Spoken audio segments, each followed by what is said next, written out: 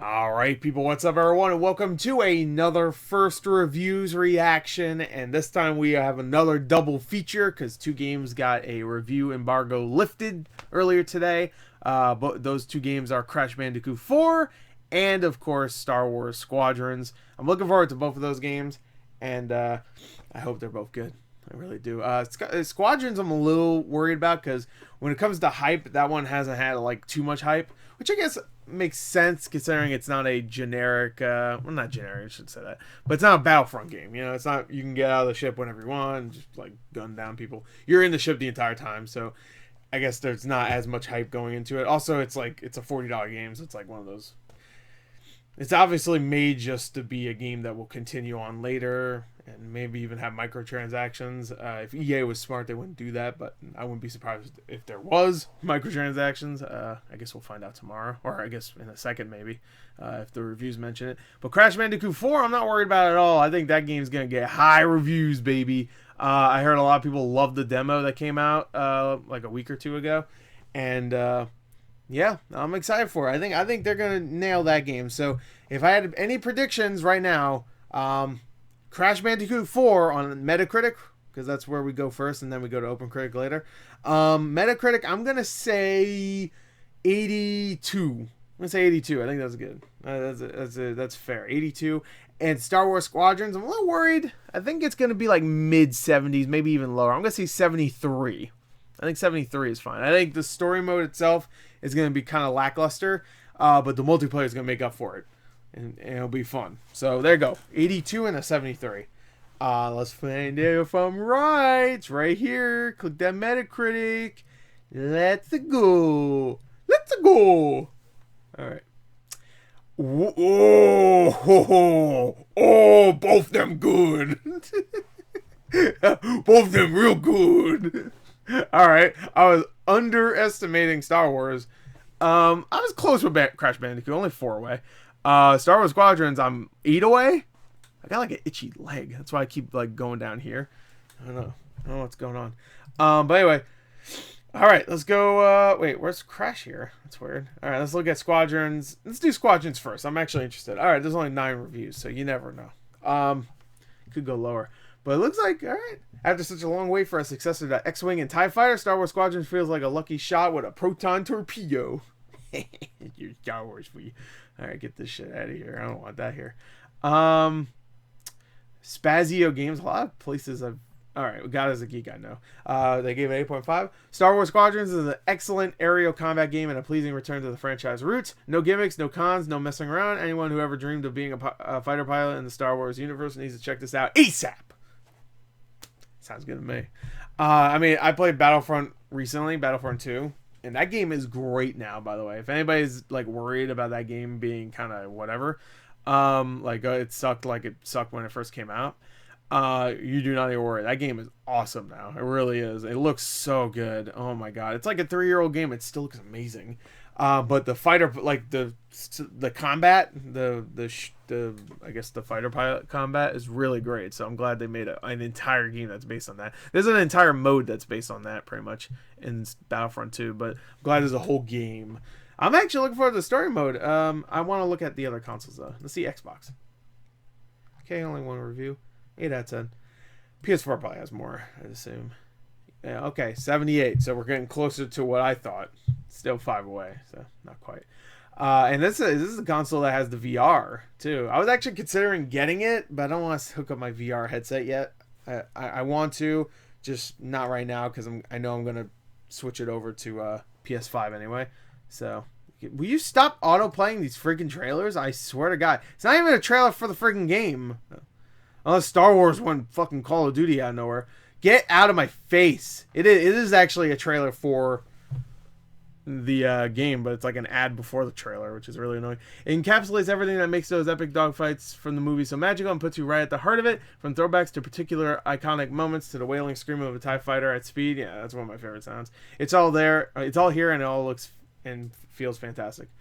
Star Wars Squadrons is ultimately a space shooter long awaited by fans with careful execution and always respectful of the original material. A success, no more, no less. Okay, good. Sounds great to me. And it's a $40 game too. Hell yeah, man. That's already getting better friggin' reviews than than Battlefront 2 did when it first came out. And Battlefront 1. Battlefront 1 got like 7s. This is getting mainly like high 7s, 8s. Sounds good to me. What does GameSpot have to say right now? As my experience stands right now, the campaign of Star Wars Squadrons is a solid showcase of set pieces that conveys what's possible with the game's engaging flight combat mechanics, juggling all tasks required on your cool starfighter, while soaking in the sights and sounds of Star Wars has been a real treat in the first 8 hours, even if I'm left a bit wanting. The first 8 hours? Oh no, is that campaign gonna be long? I want it to be short. I don't want it to be long. Oh no. Alright. And he's left wanting? But you said it's the first 8 hours. I know there's 2 campaigns, though, to be fair, so maybe that's why. Let's go back to PC real quick, and then we'll go to Crash. Alright, no more reviews. Same. Spazio Games board the X-Wing or TIE Fighter and journey to a galaxy far, far away. Star Wars Squadrons is good shooter focused on multiplayer mission-based objectives. Okay, cool. Alright. Wait, let's read the 7. We gotta at least read that, right? It's from gameblog.fr. I'm assuming that's France. Despite its lack of epicness, Star Wars Squadrons is a pleasant surprise. Whether you're a Star Wars fan or not, you have a good chance to enjoy what this space opera has to offer, which is a great achievement for Motive Studios. Okay, cool.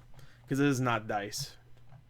It's DICE's engine, I think, but it's not DICE. All right, so there you go. That's Star Wars Squadrons. Hey, good for it. Star Wars, good job. Yeah, pat yourself in the back. Whatever. Anyway, let's go to Crash, baby. Let's go, Grand, baby. Ah! Wait, I want to see this first. I want to see... Oh, okay, there's one review. 8.5, wow, okay. All right, anyway, that was Mario 35. That's not what the video is about. Anyway, let's go to Crash. Let's go with the Crash. 29 reviews, 86... Let's go to Xbox One first. I want to see. All right, just 3 reviews. That's not surprising. All right, let's try to read these ones. Let's go to all critics. Damn, 1.6 out of 10. That's actually lower than the lowest score for Star Wars Squadrons. Let's read that one first. Let's start negative. Okay, VG247. It's a shame then that most of the level design choices don't really pair up with the engine Toys for Bob has built. This love letter to 90s platforming games then. Loose and floaty physics, an abundance of different mechanics that often feel part-baked, and some design choices that feel sadistic rather than simply difficult leave this approach to Crash Bandicoot feeling less like a true sequel and more like a licensed spin-off. Okay, that's one negative review. Okay, look, it has 86. I think that guy's just wrong. That's what I see here. Anyway, games beat the original Crash games are classics. For years, it seems like we're never going to get a new game that's as good as they are. But now, I feel safe saying Crash Bandicoot 4 is the new best game in the series. Yeah. Gaming trend, Crash 4 will delight fans new and old with stylized visuals, delightful sense of humor, and hard-as-nails platforming, while the new characters have a few control issues. Oh, no. Really? The game is an absolute blast from start to finish. Let's go to like a mid review, like an 8. Let's get an 8. Let's do Game Informer. I like Game Informer. They give it 8.5. In many ways, Crash Bandicoot 4, It's About Time feels like a game that shouldn't work. Single player, mascot driven, hardcore platformers are few and far between these days. Moreover, most franchises born in the mid 90s have had to continually reboot themselves to match the taste of an ever-changing market. At its core, Crash 4 remains rooted to the old way of doing things, but that's not a bad thing. The visuals are cleaner now, and Crash has a few new gimmicks. But if you squint, Crash 4 looks like the same old platformer you always loved. Okay, cool. God is a Geek, full of color, humor, challenge, and...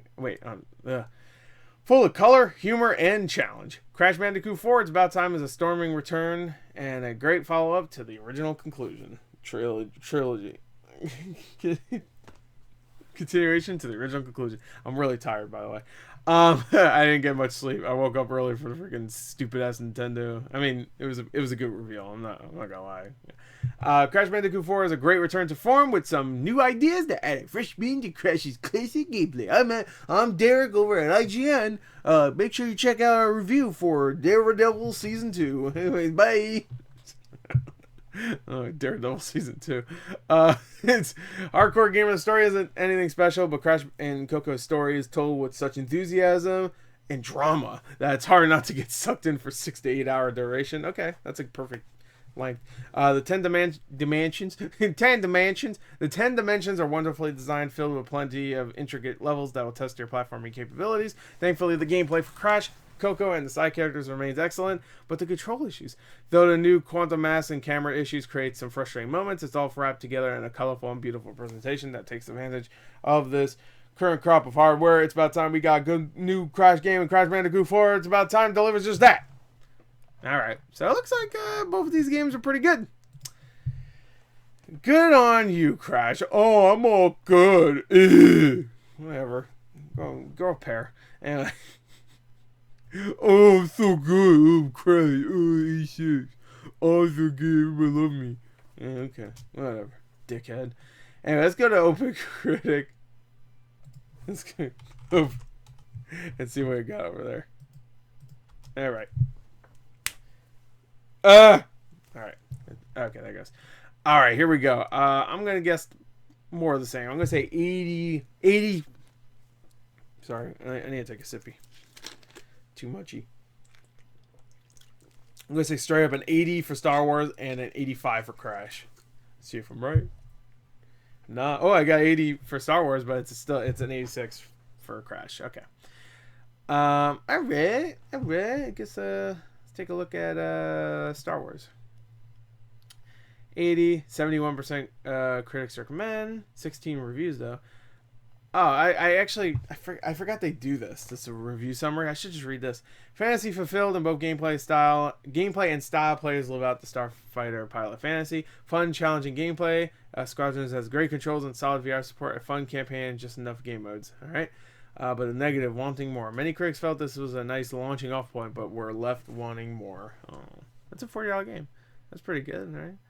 Polygon. From inside my HTC Vive Pro, I feel totally immersed in the action. I'm surrounded by cockpits that just look like they do in the classic films. My ears are filled with familiar Star Wars sounds, and I clapped every time I heard it, that I can immediately recognize. And Squadron's excellent binaural audio brings it to life all around me. I could feel it in my bones. It feels like I'm in a Star Wars. I can look in any direction, moving my head as fast as I want, without the game struggling to keep up with me, even while boosting and rolling and turning and flipping and dipping and crouching and running and blowing and sucking and to keep a beat on other players during multiplayer. I always felt in control, like I always am. Charlie Hell over at Polygon. Anyway, Game Informer, they said the single-player campaign teaches you the ropes, but achieves little else. Multiplayer is always fun and is exactly what it needs to be to wow Star Wars fans. I feel like that's more like a 7 out of 10 than an 8.25. That's what they give. They give 8.25s. They just round it up to 2 or 3, though. Alright, let's go to Crash now. We get it. It's good. Yeah, right. 95% critics recommend now.